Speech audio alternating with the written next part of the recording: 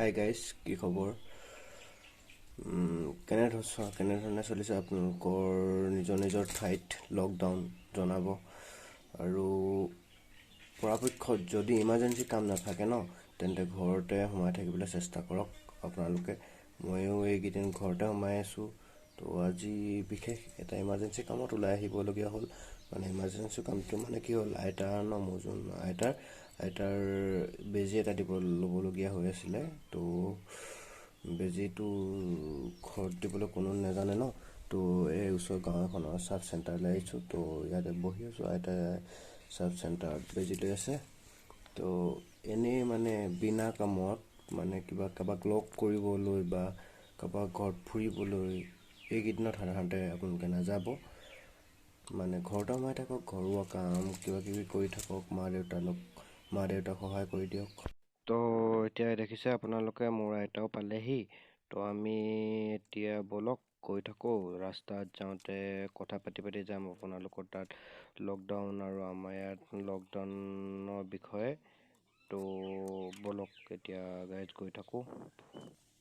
চাওক গাইজ, আপোনালোকে এই ৰাস্তাটোত এটা মানুহো নাই।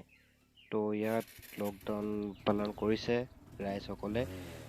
তো ভাল লাগিছে দেখি। আজি লকডাউন দিয়া আমাৰ অসমত, মানে ভাৰতত 3 দিন হৈছে আৰু মুঠতে দিছে 21 দিন শুনামতে। তো আৰু কেইদিন আছে? তো 18 দিন আছে। 18 দিনৰ পিছত হয়তো আকৌ দিব পাৰে চৰকাৰে। আকৌ যদি দিয়ে আকৌ আপোনালোকে মানি ল'ব। তো আৰু 18 দিন আছে সদ্যহতে। আমি যদি এই 21 দিন মানে কি হ'ল, আৰু 3 দিনটো গ'লে আৰু 18 দিন আছে। আৰু যদি 18 দিন মানি ল'ব নোৱাৰোঁ, মানে ঘৰৰ ভিতৰত সোমাই থাকিব নোৱাৰোঁ, তেনেহ'লে যিটো মানে কৰোণা ভাইৰাছ যদি কেনেবাকৈ আমাৰ ইয়াত আহি যায় ন, তেন্তে বহুত ভয়ানক মানে ভাবিব নোৱাৰোঁ আমি এনেকুৱা এটা পৰিস্থিতিৰ সন্মুখীন হ'বলগীয়া হ'ব মানে। তো তাতকৈ ভাল ঘৰতে এইকেইদিন বহি থকাই। আমাৰ ইয়াততো 21 দিন দিছে, UK আৰু অষ্ট্ৰেলিয়াত 6 মাহ দিছে, 6 মাহ। তো ভাবি চাওক কেনেধৰণৰ হ'ব পাৰে মানে। যি তিনিটা হৈ গ'ল 1720 চনত, 1820 চনত, 1920 চনত, সেইকেইটাটোত কোটি মানুহ মৰিলে। তেতিয়াতো মানে এতিয়াতকৈ যথেষ্ট পিছ পৰি আছিল সকলো দিশৰ পৰা। আৰু এতিয়াতো আগতকৈ মানে বহুত আগবাঢ়ি আহিল সকলো দিশৰ পৰা, প্ৰযুক্তিৰ ফালৰ পৰা হ'লেও, বিজ্ঞানৰ ফালৰ পৰা হ'লেও, চিকিৎসা সেৱাৰ ফালৰ পৰা হ'লেও আগতকৈ অলপ হ'লেওতো আগবাঢ়ি আহিল ন।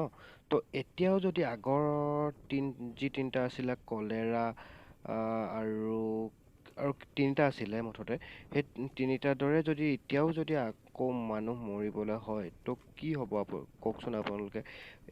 ইমানবিলাক দিশত আগবাঢ়ি অহাৰ পিছতো যদি মানুহ মৰিবলগীয়া হয় আগৰ তিনিটাকেইটাৰ নিচিনাকৈ, তো সেইবাবে চৰকাৰে যিটো লকডাউন ঘোষণা কৰিছে, এই লকডাউন আমি 21 দিনৰ কাৰণে মনাটোৱে আমাৰ সকলোৰে বাবে ভাল।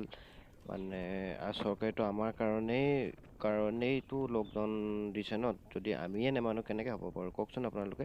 তো চৰকাৰে চাগে কৰোণা ভাইৰাছ এইটো কিবা নিৰাময় কৰাৰ কিবা প্ৰতিষেধকৰ বিষয়ে চাগে চিন্তা চৰ্চা কৰিছেই কিজানি, সেইকাৰণেই চাগে বন্ধ দিছে। তো এইকেইদিন আমি 21 দিন ঘৰতে সোমাই দিওঁচোন অলপ, মানে তেতিয়া সকলোৰে বাবে ভাল হ'ব ন। আৰু মই আপোনালোকক আগৰটো ভিডিঅ'টো এইটোতো কৈছোঁ যে আপোনালোকে ভুৱা প্ৰচাৰ যিটো মানে হোৱাটছআপ ফেচবুকত হৈ আছে ন, এইবিলাকক একেবাৰে গুৰুত্ব নিদিব আপোনালোকে। আমাৰ যিটো চিকিৎসালয় কৰ্তৃপক্ষৰ দ্বাৰা জনোৱা হৈছে এইটোত আপোনালোকে গুৰুত্ব দিব। তাৰপিছত চৰকাৰ কৰ্তৃপক্ষৰ দ্বাৰা জনোৱাটোত গুৰুত্ব দিব। এনেই মিছামিচি এইবিলাকত গুৰুত্ব নিদিব। তো এতিয়া মই ঘৰ পালোহি, ইমানতে ভিডিঅ'টো সামৰিছোঁ। তো আকৌ লগ পাম নেক্সট ভিডিঅ'টোত। তো আজিলৈ গাইজ বাই বাই।